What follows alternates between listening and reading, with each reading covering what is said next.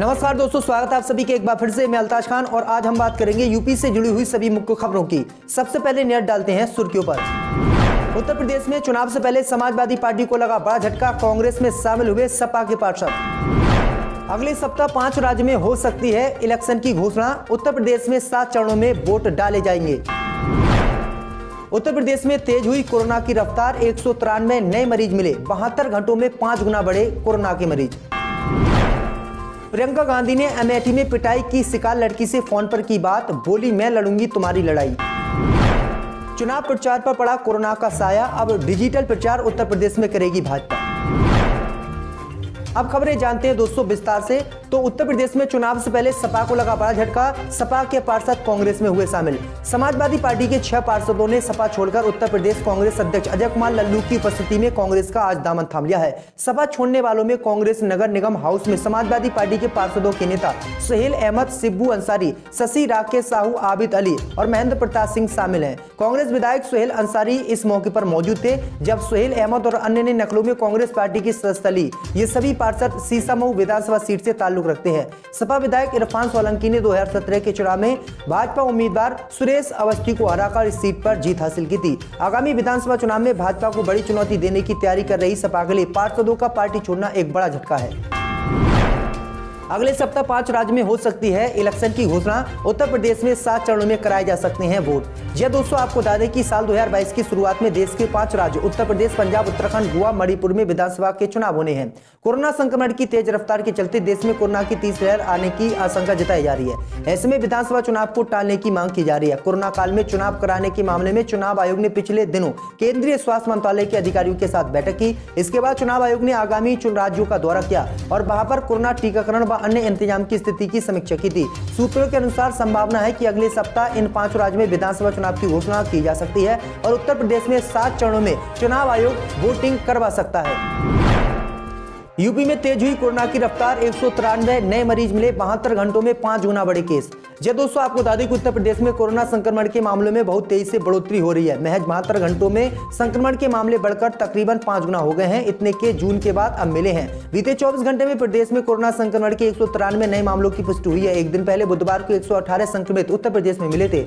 वहीं नकलों में 25 नए संक्रमित मिले हैं। इसी के साथ पिछले 30 दिनों में कुल सक्रिय मामलों की संख्या 89 से बढ़कर 695 पहुंच गई है। अपर मुख्य सचिव चिकित्सा एवं स्वास्थ्य अमित मोहन प्रसाद ने बताया है कि बीते 24 घंटे में 1,86,552 कोविड सैंपलों की जांच की गई है उत्तर प्रदेश में और पिछले 24 घंटे में 21 लोग कोविड-19 के संक्रमण से मुक्त भी हो चुके हैं।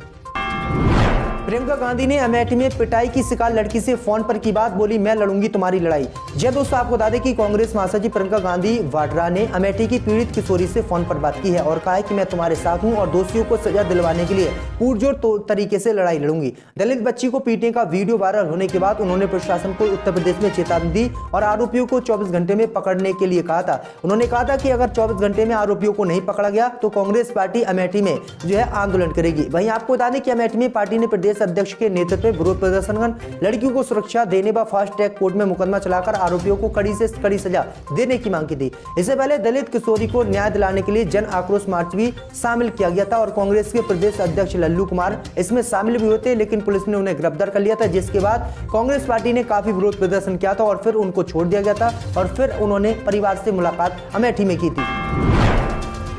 चुनाव प्रचार पर पड़ा कोरोना का साया, अब डिजिटल प्रचार करेगी बीजेपी। जय दोस्तों, आपको बता दें कि कोविड के मामलों में तेजी से वृद्धि और चुनाव आयोग के दिशा निर्देशों के क्रम में भाजपा भी अब डिजिटल चुनाव प्रचार अभियान की ओर बढ़ेगी। कोविड की चुनौतियों के बीच ही पार्टी के चुनाव प्रबंधन को लेकर केंद्रीय गृह मंत्री अमित शाह ने गुरुवार शाम को पार्टी के राज्य मुख्यालय पर कोर कमेटी संग विस्तार से चर्चा की, फीडबैक और सुझाव लिए। इस दिशा में आगे कैसे कदम बढ़ा जाए। उत्तर प्रदेश में कोरोना वायरस के संक्रमण को देखते हुए गृह मंत्री अमित शाह ने रैलियों को डिजिटल करने का प्रस्ताव दिया है। तो अब उत्तर प्रदेश में बीजेपी डिजिटल तरीके से रैलियों को करेगी।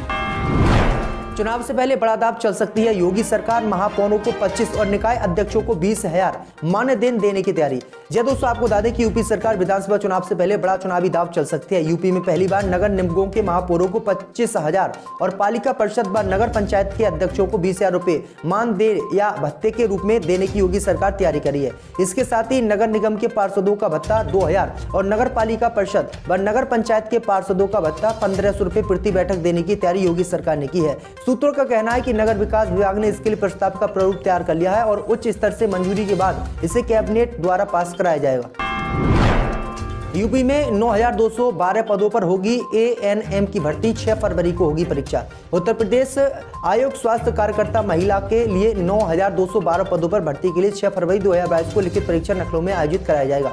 आयोग ने इसके साथ ही प्रारंभिक अर्हता परीक्षा में गलत जेंडर भरने वाली महिलाओं और निःशक्तों को आवेदन के लिए पात्र मान लिया है। आयोग के अध्यक्ष प्रवीण कुमार की अध्यक्षता में हुई बैठक में यह फैसला किया गया है। आयोग के सचिव आशुतोष मोहन अग्निहोत्री ने गुरुवार को इस संबंध में आदेश जारी कर दिया। आयोग ने कहा है कि पीईटी में जिन महिला अभ्यर्थियों ने अपने लिंग संबंधित कॉलम में त्रुटिवश महिला के स्थान पर पुरुष भर दिया, उन्हें आवेदन करने के लिए सुविधा दे दी गई है। इसी तरह हाईकोर्ट के आदेश पर निःशक्त महिलाओं को भी आवेदन के लिए मौका दिया जा रहा है, लेकिन उन्हें इस श्रेणी के आरक्षण का लाभ नहीं मिलेगा।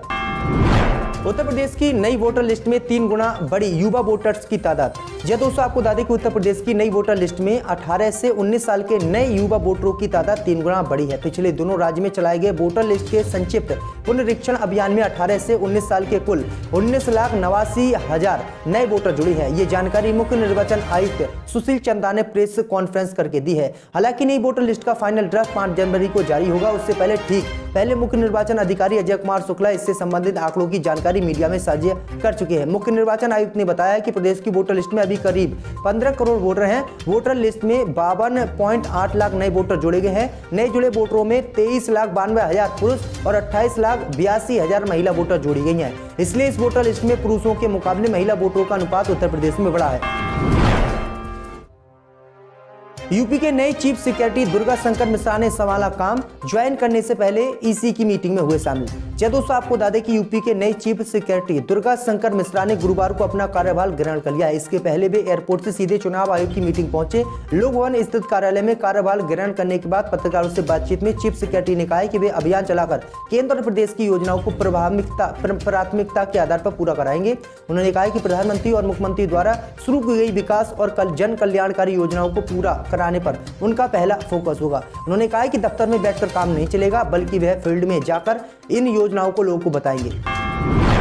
उत्तर प्रदेश चुनाव में बुजुर्गों को घर से वोट डालने की सुविधा, हर केंद्र पर वीवीपैट, सीईसी ने किया है ये ऐलान। उत्तर प्रदेश के विधानसभा चुनावों को लेकर मुख्य चुनाव आयुक्त सुशील चंद्रा ने कई अहम जानकारियां दी हैं। गुरुवार को लखनऊ में अपनी प्रेस कॉन्फ्रेंस में चंद्रा ने कहा कि उत्तर प्रदेश के सभी राजनीतिक दल कोविड-19 प्रोटोकॉल का पालन करते हुए समय पर चुनाव कराए जाने के पक्ष में है। किसी भी दल ने चुनाव टालने की मांग नहीं की है। उन्होंने कहा यूपी चुनाव को लेकर आयोग ने कई निर्णय लिए हैं, जिसमें बुजुर्ग बीमारों को घर से वोट देने की सुविधा और हर मतदान केंद्र पर वीवीपैट लगाने जैसे फैसले शामिल हैं। उत्तर प्रदेश चुनाव से पहले प्रदेश में ताबड़तोड़ छापेमारी। जब दोस्तों, आपको बता दें कि इतर कारोबारी पीयूष जैन के बाद डीजीजीआई टीम ने आज शहर के पंसारिया मोहल्ला निवासी इतर व्यापारी फैजान व छिपट्टू मोहल्ला निवासी सपा एमएलसी पुष्पराज जैन की यहाँ पर छापेमारी की है। इस मामले में समाजवादी पार्टी के अध्यक्ष अखिलेश यादव ने बीजेपी पर निशाना साधते हुए कहा है कि मैं हमेशा कहता हूँ ये कागज के फूल है, ये कभी सुगंध पसंद नहीं करते हैं, इनका एक ही काम है झूठ फैलाना। नफरत की दुर्गंध फैलाने वाले सौहार्द की सुगंध कैसे पसंद करेंगे। अखिलेश ने कहा है कि कई दिनों से सूचना आ रही थी कि छापे समाजवादी पार्टी के नेताओं पर पड़ेंगे, सपा से जुड़े लोगों पर छापे पड़ेंगे। चुनाव में बीजेपी एजेंसियों का इस्तेमाल करती है और इसलिए हमें डरा धमका उत्तर प्रदेश में रही है। 2 जनवरी को मेरठ आएंगे प्रधानमंत्री Modi, major Dhyan Chand sport university का करेंगे शिलान्यास। प्रधानमंत्री मोदी 2 जनवरी को उत्तर प्रदेश के मेरठ आएंगे और दोपहर करीब 1 बजे मेजर ध्यानचंद स्पोर्ट्स यूनिवर्सिटी का शिलान्यास करेंगे। विश्वविद्यालय की स्थापना लगभग 700 करोड़ रुपए की अनुमानित लागत से मेरठ के सरादना शहर के सलाबा और कैली गांव में की जाएगी। ये प्रधानमंत्री का 14 दौरा मेरठ का होगा। प्रधानमंत्री बनने से पहले साल 2014 के चुनाव में उन्होंने पश्चिम की पहली चुनाव रैली में मेरठ की थी। यहाँ से उन्होंने मेरठ, सहारनपुर समेत मुरादाबाद मंडल की 71 विधानसभा सीटों को साधा था। इसके बाद साल 2017 के विधानसभा चुनाव में भी प्रधानमंत्री मोदी मेरठ आए थे। उनकी दूसरी रैली भी शताब्दी नगर में हुई। इसके बाद साल 2019 के लोकसभा चुनाव में वो तीसरी बार मेरठ आए। यहाँ मोदीपुरम में सिवाय टोल के पास रैली को संबोधित प्रधानमंत्री मोदी ने किया था। प्रधानमंत्री मोदी का ये मेरठ का 4था दौरा रहेगा। माना जा रहा है कि पीएम मोदी चुनावी घोषणा के बाद मुजफ्फरनगर या बड़ौत में रैली कर सकते हैं। कन्नौज में जन विश्वास यात्रा की जनसभा के दौरान आपस में भिड़े बीजेपी के नेता मंच पर बैठे लोगों को लेकर चले थे लात घूंसे। आगामी विधानसभा चुनाव को लेकर प्रदेश भर में बीजेपी जन विश्वास यात्रा निकाल रही है। इस दौरान कन्नौज में मंच पर बैठने को लेकर कार्यकर्ता आपस में बीजेपी के भिड़ गए। दरअसल आपको बता दें कि बुधवार को कन्नौज छिबरा मऊ स्थित कॉलेज में भाजपा की जन विश्वास यात्रा की जनसभा आयोजित की गई थी। आज तक ऑनलाइन मीडिया के मुताबिक इसी दौरान वर्तमान विधायक अर्चना पांडे और बीजेपी जिला उपाध्यक्ष के समर्थकों में मंच पर बैठने को लेकर विवाद हो गया। अर्चना पांडे के समर्थकों पर बीजेपी जिला अध्यक्ष और उनके समर्थकों पर हमला करने का आरोप है।